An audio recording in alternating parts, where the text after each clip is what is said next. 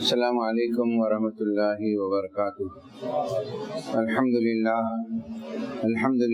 نحمده ونستعینه ونستغفره ونؤمن به ونتوکل علیہ ونعوذ باللہ من شرور انفسنا ومن سیئات اعمالنا، من يهده الله فلا مضل له ومن يضلل فلا هادی له، ونشهد أن لا إله إلا الله ونشهد أن سيدنا ومولانا محمد عبده ورسوله، أما بعد فإن خير الحديث كتاب الله وخير الهدي هدي محمد صلى الله عليه وسلم، شر الأمور محدثاتها، كل محدثة بدعة، كل بدعة ضلالة، وكل ضلالة في النار۔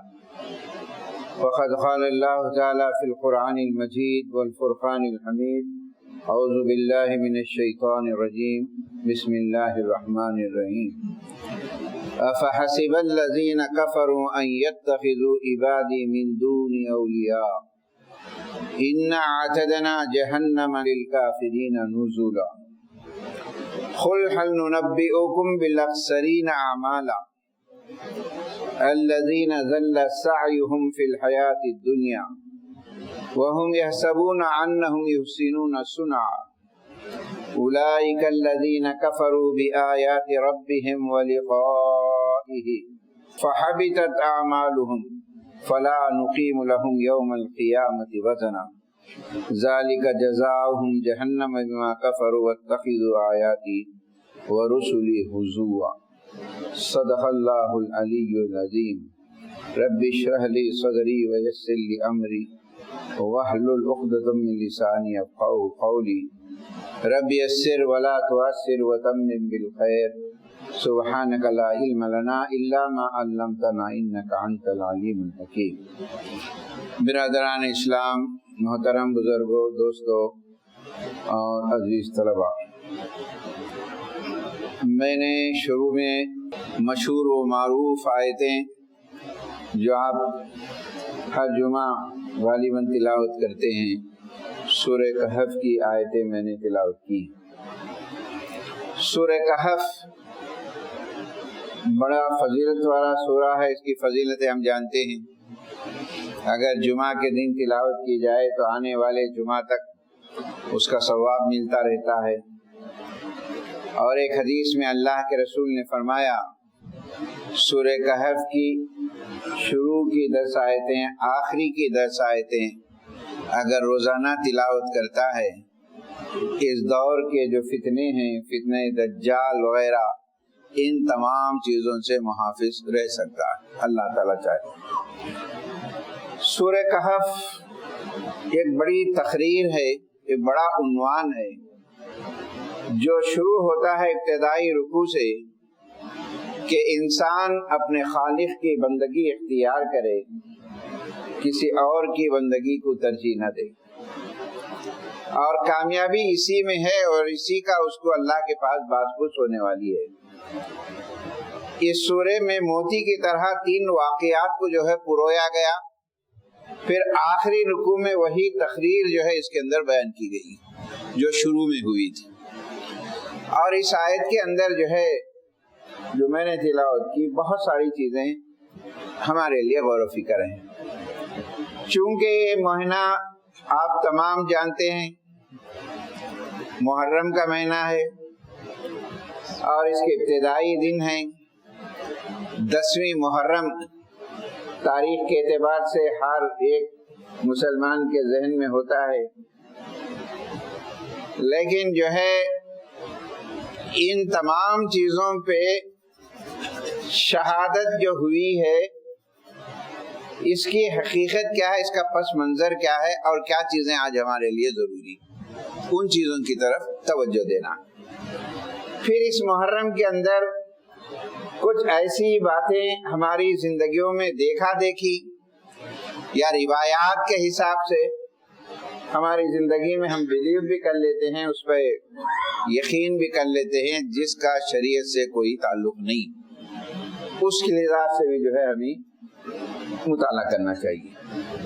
الحمدللہ پہلے کی بنسبت آج علم آیا ہے، تحقیقات ہوئی ہیں، نوجوان طلباء بھی جو ہے قرآن تو نہیں پڑھے تو نہیں پڑھے، واٹس ایپ تو ضرور پڑھتے ہیں، بہت سے بیانات سن لیتے ہیں، تو اس سے یہ حقیقت سامنے آتی ہے کہ کچھ معلومات ان کو ہیں، ان کی اصلاح پہلے سے اب بہتر ہوئی، اس کے تعلق سے بات۔ لیکن اس مہینے میں چند خاص عنوانوں کی طرف ہمیں توجہ دینی چاہیے۔ جو میں نے حالت تلاوت کی ہے اس میں 5 اہم ترین باتوں کی طرف توجہ دینا ہے جو ہماری زندگی کے لیے، آخرت کی نجات کے لیے بہت ضروری ہے۔ نمبر 1 کفر ہے، نمبر 2 شرک ہے، نمبر 3 بدعات ہے، نمبر 4 جاہلی رسوم ہے، نمبر 5 شک و شبہات ہے۔ ان مہینوں کے اندر ان چیزوں میں کہیں ہم ملوث ہے کیا، جس کا بڑا تعلق جو ہے ہمارے اعمال پہ پڑتا ہے، اور ان چیزوں کی طرف ہمیں توجہ دینا چاہیے۔ یہ 5 عنوان آپ ذہن میں رکھیے، پھر اس کے بعد اگر وقت ملا تو سیرت حسین کے ابتدائی کیا ہے کوشش کروں گا۔ میں نے جو آیت تلاوت کی ہے 4 عنوانات، 5 عنوانات اپنے ذہن میں رکھیے۔ اب اس آیت کے ترجمہ پڑھیے آپ، 102 سے 116 تک سورہ کہف کی آیت ہے، آخری رکو سمجھی۔ اب یہ عنوانات کو ذہن میں رکھے، اب یہ آیتوں کا ترجمہ سنیں۔ افحسب الذین کفروا ان یتخذوا عبادی من دونی اولیاء، کیا یہ لوگ گمان کرتے ہیں یا گیس کرتے ہیں، وہم کرتے ہیں اللہ کو چھوڑ کر کسی اور کو اپنا حمایتی بنا لے، اللہ کو چھوڑ کر کسی اور کو اپنا حمایتی بنا لے، شخصیت ہو کوئی بھی چیز ہو، یہ ہمارے مددگار ہیں، یہ ہمارے ریکمنڈیشن کرنے والے ہیں، یا کسی بھی طریقے سے حمایتی بنا لے۔ یہ سوچے بڑا اہم عنوان ہے، اکثر یہ عنوانات ہم بولتے بھی نہیں ہیں، اکثر عنوانات اس کو سننے کے عادی بھی نہیں ہیں لوگ۔ یہ طرح عقائد کے مسائل ہوتے ہیں اور جو ہے برداشت نہیں کرتے ہیں لوگ، لیکن حقیقت میں قرآن کو پڑھنا چاہیے۔ قرآن کیا کہتا ہے؟ کیا یہ لوگ گمان کرتے ہیں کہ اللہ کو چھوڑ کر کسی اور کو اپنا حمایتی بنا لے، انہوں مدد کرنے والے ہیں، انہوں مدد کرنے والے، ہمارے مسائل حل کرنے والے ہیں، یہ تمام چیزیں۔ اور قرآن نے پورے عنوان کو مختصر کر کے ایک ہی بات کہی، ان اعتدنا جہنم للکافرین نزلا، ایسے ہی ہمارے پیغام کو انکار کرنے والوں کے لیے جہنم تیار کی۔ اس میں 2 عنوانات آ گئے، پہلا عنوان جو میں نے کفر کا کہا تھا، اور دوسرا عنوان میں نے جو شرک کا کہا، یہ 2 عنوانات اس آیت کے اندر آئے۔ کفر ایک وسیع معنی میں ہے، اللہ کی بات کا انکار کرنا، اللہ کے رسولوں کی باتوں کا، ان کا علم، ان کی سنتیں جانتے ہوئے نہ کرنا بھی کفر ہے۔ جیسا کہ اللہ کے رسول صلی اللہ علیہ وسلم نے ایک مرتبہ فرمایا، جس نے میرا انکار کیا وہ جہنمی۔ صحابہ نے فرمایا، اے اللہ کے رسول، بھلا آپ کا کون انکار کر سکتا ہے، آپ کو بات کون نہیں مان سکتا ہے؟ اللہ کے رسول نے فرمایا، میرا انکار کا مطلب یہ ہے میری بہت ساری باتیں تم کو کرنا ہے، جانتے بھی ہو، اور اس کو جانتے ہوئے نہ کرنا میرا انکار کا حدیث مستند حدیث۔ آج ہماری زندگیوں میں عبادتوں کے معاملے میں بہت چیزوں کے ہم بڑے پابند ہیں الحمدللہ، اور دوسرے ہمارے زندگی کے معاملات میں اللہ کے رسول کے سنتوں کو نظر انداز کر دیتے۔ تو اس میں بات آئی کہ دیکھیں ان کے لیے دیکھیں۔ اب اس کے بعد اب دیکھیں قرآن کے اندر قل ننبئکم بالاخسرین اعمالا، یہ پورے محرم کے عنوانات کو آپ ذہن میں رکھیں، شرک ہے، بدعات ہے، ماتم ہے، یہ جاہل رسوم ہے، یہ تمام چیزیں رکھیے آپ۔ دوسرے جو کرتے ہیں اس سے ہمارا تعلق نہیں ہے، ہمارا یہ تعلق ہے ہم ایک سچے مسلمان، ایک سچے عقیدہ رہنے والے کے لیے کن چیزوں کی طرف توجہ دیں۔ اب اس آیت میں کہا گیا ہے کیا میں تمہیں نہ بتاؤں، اللہ کے رسول سے خطاب ہے، ساری انسانیت کو ہے، کیا میں بتاؤں سب سے زیادہ نقصان اٹھانے والے لوگ اعمال کے اعتبار سے، ہماری زندگی اعمال ہے، عمل کے حساب سے اکثرین اعمال، خسارہ سے ہے لفظ، خسارہ نقصان کو کہتے ہیں، سب سے زیادہ خسارہ اٹھانے والے کون لوگ ہیں یار؟ کیا نہیں بتاؤ، قرآن کہتا ہے۔ اب وہ کیا ہیں؟ الذین ضل سعیہم فی الحیات الدنیا، ان کی پوری زندگی میں ان کی محنت، ان کی کوشش، ان کے اعمال بیکار چلے گئے۔ سیدھے سادے الفاظ ہیں قرآن کے، الذین ضل سعیہم، ان کی کوششیں بیکار ہو گئیں، فی الحیات الدنیا، دنیا کی زندگی میں، وَيَحْسَبُونَ، وہ یہ گمان کرتے تھے، أَنَّهُمْ يُحْسِنُونَ صُنْعًا، ہم بہت اچھے کام کر رہے ہیں، بڑے نیک کام کر رہے ہیں، ان کاموں کی طرف ہمارا توجہ ہے جو ثواب سمجھ کے کر رہے ہیں، جبکہ وہ کام اللہ کے رسول نے نہیں کیا اور خلفائے راشدین نے نہیں کیا، تابعین نے نہیں کیا، تبع تابعین نے نہیں کیا، اللہ والوں نے بھی نہیں کیا، اولیاء نے بھی نہیں کیا، اس کو ہم ثواب سمجھ کے کر لے رہے، تو ان کی کوششیں بیکار ہو جائیں گی۔ اب پھر قرآن نے کہا اولئک الذین کفروا، یہ لوگ ہیں حقیقت میں میرے باتوں کا انکار کرنے والے، سوچے سمجھے بغیر، تحقیق کرے بغیر کر لے رہے ہیں، بآیاتہم ولقائہ، میرے پاس آ کر ملاقات کرنے کا ہے ان کو، یہ بھی یقین نہیں کر رہے، ان کا بھی یہ بات کا بھی ڈر نہیں ہے۔ اب دیکھیں قرآن کے الفاظ، فحبیطت اعمالہم فلا نقیم لہم یوم القیامۃ وزنا، ان کے سارے اعمال اکارت کر دیے گئے اور قیامت کے دن ترازو میں تولے تک نہیں جائیں گے، ان ویلو تحقیق کرے نہیں، ثواب سمجھ کے کر لیے، اور اللہ کے رسول نے نہیں کہا، نہ شریعت میں اس کا حکم ہے، بھائی انہوں کر رہے ہیں ہم کر رہے ہیں، کیا سمجھیں گے کہ ہماری سوسائٹی کیا سمجھے گی کہ ہمارے دوست احباب کیا سمجھیں گے کہ ان کو دیکھ کے کر لے رہے ہیں، لیکن قرآن کو نظر انداز کر رہے ہیں، قرآن کے احکامات کو نظر انداز کر رہے ہیں۔ اب قرآن نے کہا ذالک جزاؤہم، ان لوگوں کا بدلہ یہی ہے جو کفر کے ہماری آیات کا مذاق اڑائے، ہمارے رسولوں کے پیغام کو بھی نظر انداز کر دیے، ان کی تو مہمان نوازی جو ہے آگ سے ہی کی جائے۔ تو میرے دوستو، اس آیت کے اندر جو میں 5 عنوانات آپ کے سامنے رکھا، وہ سارے عنوانات آپ کے سامنے آ رہے ہیں۔ اس میں پہلی چیز شرک ہے۔ قرآن مجید میں آپ جانتے ہیں 114 سورتیں ہیں، چیپٹرز، اس میں 88 سورہ مکی ہیں، اور پورے 88 سوروں کے اندر کس چیز کو ہائی لائٹ کیا گیا ہے؟ نمبر 1 شرک کو کیا گیا، اس میں ملوث نہیں ہونا۔ اب ہر آدمی یہ سمجھتا ہے کہ میں شرک نہیں کر رہا ہوں، ہر آدمی اپنی جگہ یہ فیصلہ کر لے رہا ہے، لیکن معیار آپ کو قرآن سے دیکھنا پڑے گا، قرآن کس کو شرک کر رہا ہے اور حضور نے کس کو شرک کیا ہے، اس سے بچنا۔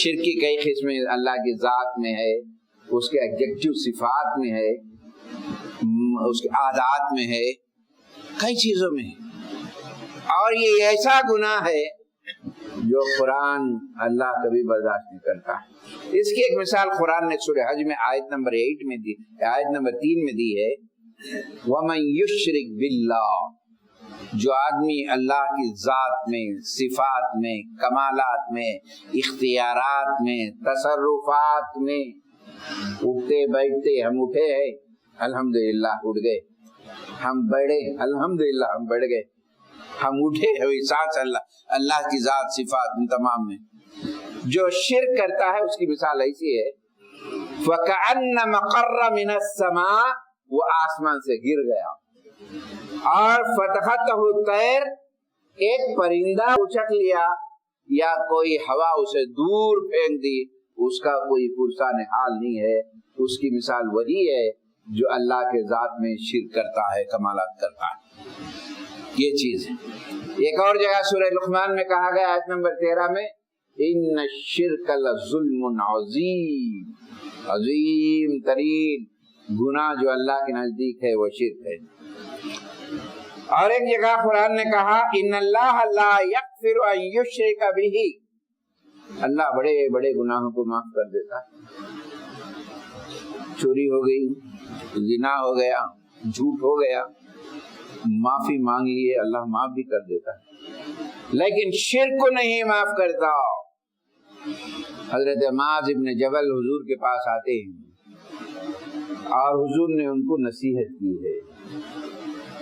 کیا نصیحت کی ہے؟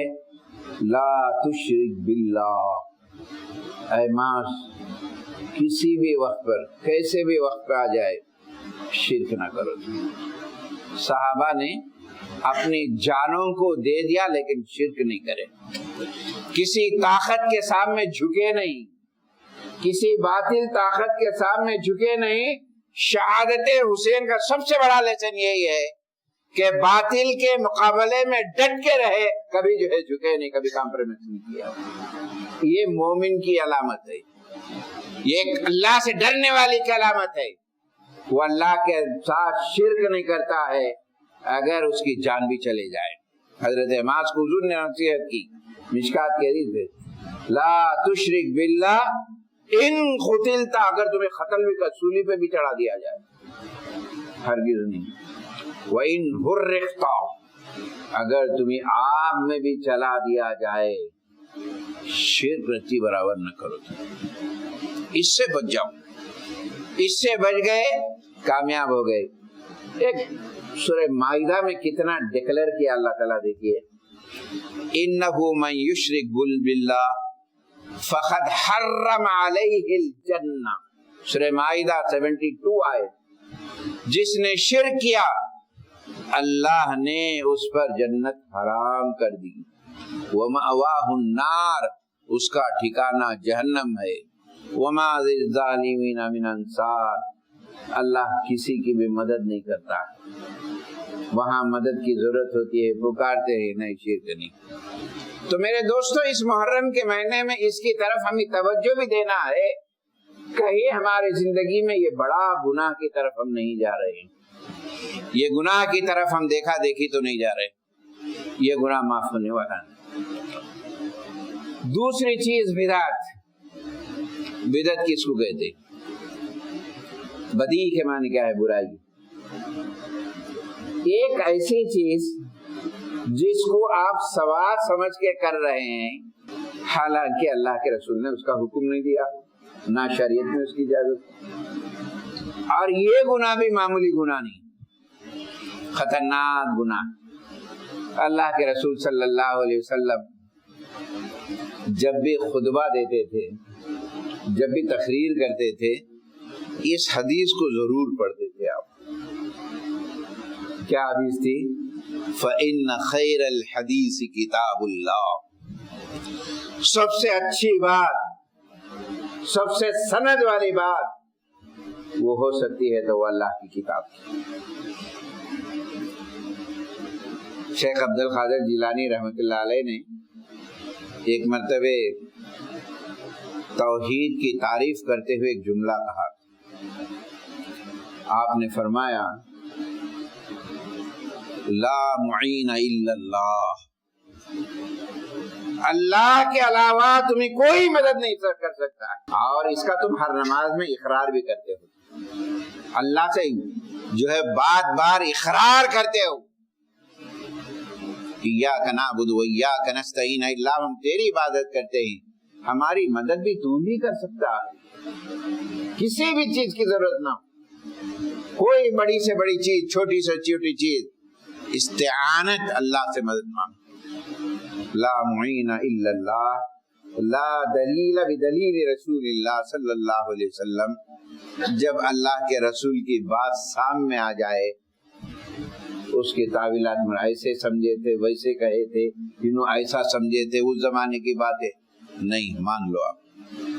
حضرت ابراہیم کی تعریف میں اللہ تعالیٰ نے جو بڑے مقامات دیے، جو بڑے مرتبے تھے حضرت ابراہیم کو، اس میں ایک آپ کی عادت اللہ کی اتنی پسند آئی، وہ ذکر کرا۔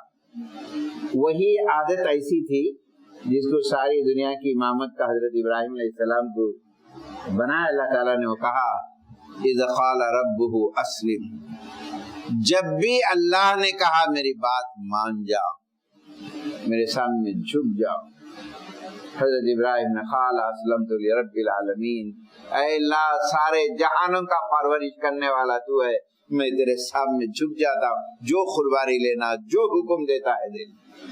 ایک مومن اللہ کی باتوں کے سامنے جھک جاتا ہے، اللہ کے رسول کی باتوں کو مان لیتا ہے، اسے مرتبے اللہ دیتا ہے، چاہے دنیا کے اندر کیسے بھی مقابلہ کیوں نہ ہو۔ یہ چیز ہے فَإِنَّ خَيْرَ الْحَدِيثِ كِتَابُ اللَّهِ، اللہ کی کتاب، وَخَيْرَ الْحَدِيثِ حَدِيث محمد صلی اللہ علیہ وسلم، بہترین تحفہ، بہترین گائیڈ لائنز تمہارے زندگی کے معاملے میں کسی کی ہو سکتی ہے، وہ اللہ کے رسول صلی اللہ علیہ وسلم۔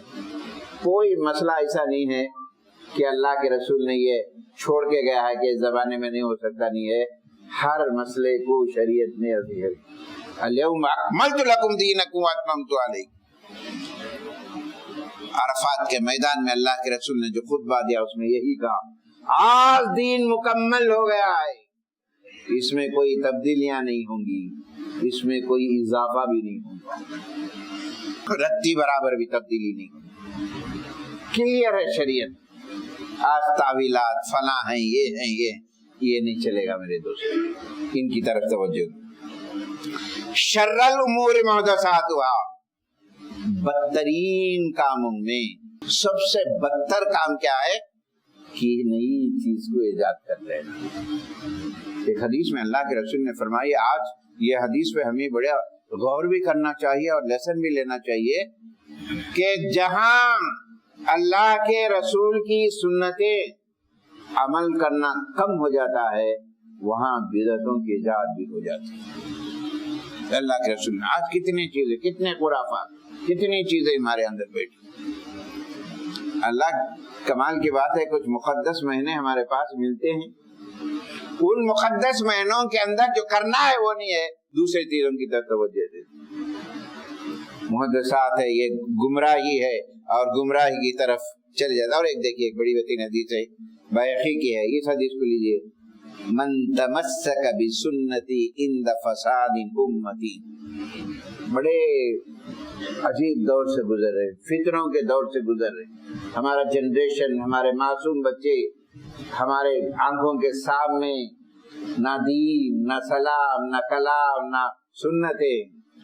نبی کریم صلی اللہ علیہ وسلم نے فرمایا ایسے وقت پر ایک سنت کو زندہ کر دو، تم گھروں کے اندر بچوں کو سلام سکھا دو، کھانے کے ٹیبل پہ بیٹھ کر کھانا کھاتے وقت کی دعا کو ایجاد کرو، کھانے کے بعد کی دعا کو، پانی پیتے وقت کے آداب کو، بڑوں کے ساتھ رہنے کے آداب کو، بڑوں کی عزت کے آداب کو۔ اس وقت پر، یہ دور میں اس سنت کو اگر آپ ایجاد کریں گے، اپنی سوسائٹی میں، اپنے سماج میں، اپنے کالجز میں، اپنے کلاس روم میں ایک سنت کو ایجاد کرو، اللہ کے رسول نے فرمایا اسے 100 شہیدوں کا ثواب دیا جائے، 100 شہیدوں کا ثواب۔ اب اس کے بعد جو ہے کرنا کیا ہے، بہت سی چیزیں کہ محرم کے اندر روزے رکھیں۔ افضل الصیام بعد رمضان شہر اللہ المحرم، رمضان کے بعد سب سے زیادہ فضیلت اور ثواب کے اعتبار سے کوئی روزے ہے وہ جو ہے محرم کے 10واں روزہ ہے۔ اللہ کے رسول نے فرمایا صوموا عاشورا قبلہ یوما وبعدہ یوما، دیکھو یہودی روزہ رکھتے ہیں محرم کی 10 کو، ہم بھی روزہ رکھیں گے، لیکن ان کی مخالفت میں 9-10 کو رکھیں گے، 10 کو یا 11 کو بھی رکھیں گے۔ یہ کرنے کا کام ہے۔